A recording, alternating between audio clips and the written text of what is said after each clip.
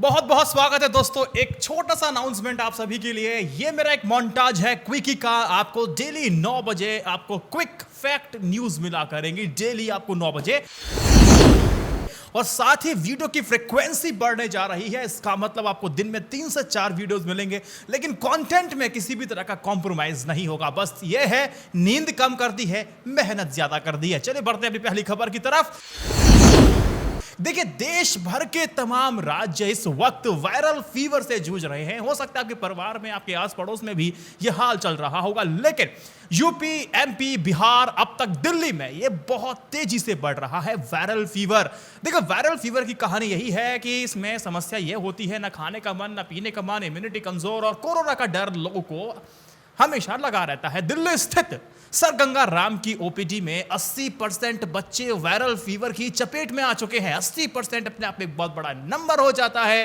देखो, सबसे बड़ी चिंता की बात यहां पर यह है कि इसमें सबसे ज्यादा जो पीड़ित हैं वो बच्चे हैं। हालात तो ये हैं कि बिहार, यूपी समेत तमाम राज्यों में हालात ये हो चुके हैं कि अस्पताल में जगह ही नहीं बची है।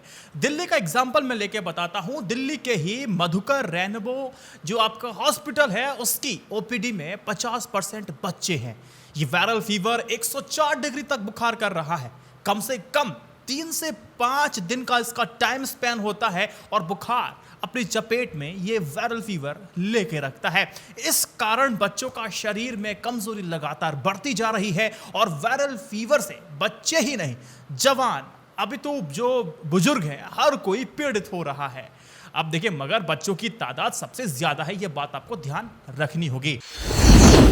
किसान आंदोलन के बारे में आप सभी को पता है। अब किसान आंदोलन के लेके एक बहुत बड़ी खबर है कि करनाल में किसानों ने अपना डेरा डाला हुआ है, तो वहां पर इंटरनेट और एसएमएस की सुविधाएं सब कुछ बंद कर दी गई हैं। और किसान नेता टिकैत साहब कहते हैं कि अब यहां भी दिल्ली जैसा आंदोलन किसान ने राजधानी दिल्ली की तरह यहां पर भी पांडाल तैयार कर लिया है और कहा कि जब तक मांगे पूरी नहीं होंगी, यहां पर लंबी लड़ाई के लिए वो तैयार है। अब देखिए, आपको एक बात मैं आपको बता देता हूं, इसको ध्यान में रखते हुए हरियाणा सरकार ने जिले में क्या कहा कि उन्होंने मोबाइल को, इंटरनेट को, एसएमएस की सेवाओं को निलंबित यानी कि सस्पेंड कर दिया है। अब इसकी वजह क्या बताई गई? हरियाणा के गृह विभाग की ओर से एक आदेश, एक सूचना बताई गई है, जिसमें कहा गया है कि करनाल में किसानों के आंदोलन के मद्देनजर हरियाणा सरकार ने गलत सूचना के प्रसार को रोकने के लिए जिले में मोबाइल, इंटरनेट और एसएमएस की सुविधाओं को बंद किया है। और ये फिलहाल ऐसा नहीं है कि लगातार ऐसा रहेगा, लेकिन मोबाइल, इंटरनेट और एसएमएस की सेवाएं निलंबित इसी कब तक की गई हैं? ये आदेश सिर्फ आज रात 11:59 यानी कि 12 बजे तक ही प्रभावी रहने वाला है। आपका क्या कमेंट है इंटरनेट सस्पेंड को लेकर के? अनिल अंबानी के लिए एक बहुत बड़ी खुशखबरी, एवं यूं कहूं तो एक बहुत बड़ी राहत आई है। दिल्ली मेट्रो को देने होंगे अब 4,600 करोड़ रुपए। ये अनिल अंबानी को मिलने जा रहे हैं। अच्छा, पूरी कहानी मैं आपको समझाता हूं। देखिए, सुप्रीम कोर्ट ने दिल्ली एयरपोर्ट एक्सप्रेस मेट्रो के एक मामले में रिलायंस समूह की कंपनी रिलायंस इंफ्रा के पक्ष में एक फैसला सुनाया है। इस फैसले के तहत रिलायंस इंफ्रा को कुल $632 मिलियन, कैलकुलेट अगर आप करेंगे ये 632 मिलियन हो जाता है 4,600 करोड़ रुपए। यह मामला साल 2008 का है। इस साल रिलायंस इंफ्रा की इकाई ने दिल्ली एयरपोर्ट एक्सप्रेस मेट्रो के संचालन के लिए एक ठेका मिला था, उसको हासिल किया था। लेकिन होता क्या है, साल 2012 में शुल्क को और संचालन पर विवाद होना शुरू हो जाता है। ये विवाद लगातार बढ़ता जाता है और विवाद के बाद अनिल अंबानी की फर्म ने प्रोजेक्ट को बंद कर दिया। इसके साथ ही कंपनी ने ठेका के कथित उल्लंघन के लिए दिल्ली एयरपोर्ट के खिलाफ आर्बिट्रेशन का केस फाइल किया था। अब अनिल अंबानी की कंपनी ने टर्मिनेशन फीस देने की भी मांग की थी।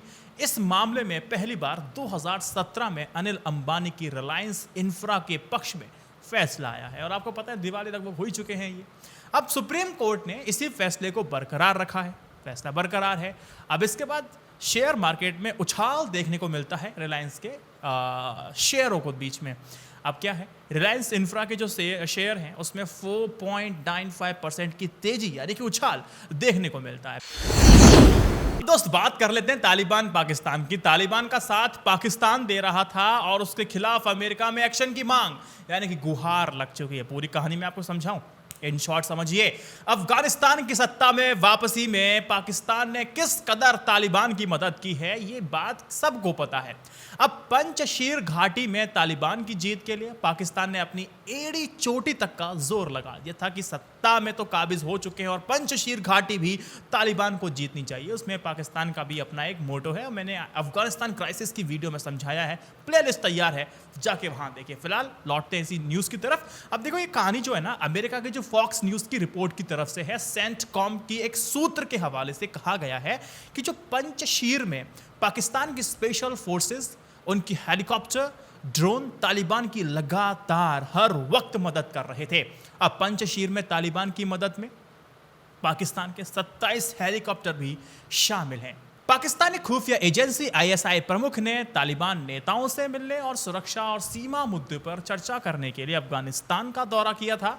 अब उनके दौरे के बाद ही पाकिस्तान वायुसेना ने पंचशीर में बम बरसाए थे। अब देखिए कहानी, तालिबान के प्रवक्ता हबीबुल्लाह मुजाहिद ने मुलाकात के बारे में कहा था कि पाकिस्तान की इंटर सर्विसेज इंटेलिजेंस एजेंसी के महानिदेशक फैज हमीद ने एक प्रतिनिधिमंडल का नेतृत्व किया और तालिबान कब्जे से लेकर अफगानिस्तान में नई सरकार बनाने के उनके प्रयास तक हालिया बदलावों के बारे में अभिनेत्री कंगना रनौत की बॉम्बे हाई कोर्ट ने करारा झटका दिया है। दरअसल उनके खिलाफ जावेद अख्तर ने मानहानि का केस दर्ज किया है।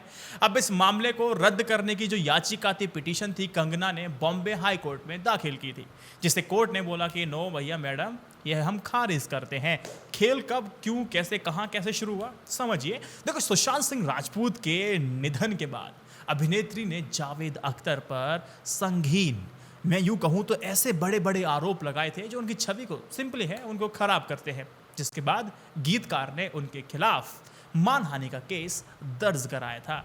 अब राजपूत केस के बाद कंगना ने टीवी पर इंटरव्यू दिया था, जिसमें उन्होंने जावेद अख्तर को लेकर के गलत टिप्पणी की थी। उन्होंने जावेद अख्तर पर कई सारे आरोप लगाए थे, जिसके बाद जावेद अख्तर ने कंगना के खिलाफ नवंबर 2020 में मानहानि का केस दर्ज किया था। वहीं मजिस्ट्रेट ने 1 मार्च को कंगना के खिलाफ जमानती वारंट जारी किया था। 25 मार्च को कंगना को जमानत मिल जाती है। तो दोस्तों, कुल मिलाकर के क्विकी में थोड़े आज शब्द ज्यादा हैं, कोई बात नहीं, लेकिन धीरे धीरे हम कोशिश करेंगे इस शब्दों को थोड़ा सा कम लेकर के आए। बहुत प्रिसाइज मैनर में हम आपको पूरी कहानी क्विकी यानी कि क्विक वे में देने की कोशिश करेंगे। आपको और इधर भागने की आवश्यकता नहीं है, सिर्फ 9 बजे आइए INI न्यूज़ इंडिया पे, दिन भर की 5 बड़ी खबरें मैं आपको दिखा दूंगा, आप अपडेट रहेंगे। शुरुआत क्विकी की मैं इसीलिए कर रहा हूं, क्यों कर रहा हूं, इसका लॉजिक ले लीजिए। अब तक मेरा जो मेरा टैग लाइन था वो था स्टे अपडेटेड, स्टे एजुकेटेड। मैं आपको एजुकेट तो कर रहा था राइट न्यूज एनालिसिस के जरिए, लेकिन मैं आपको अपडेट हर खबर के साथ, महत्वपूर्ण खबर के साथ नहीं कर पा रहा था, जिसकी वजह से मैंने डिसाइड किया कि मैं अब आपको अपडेट करूंगा छोटी से छोटी खबर जो लेकिन महत्वपूर्ण है।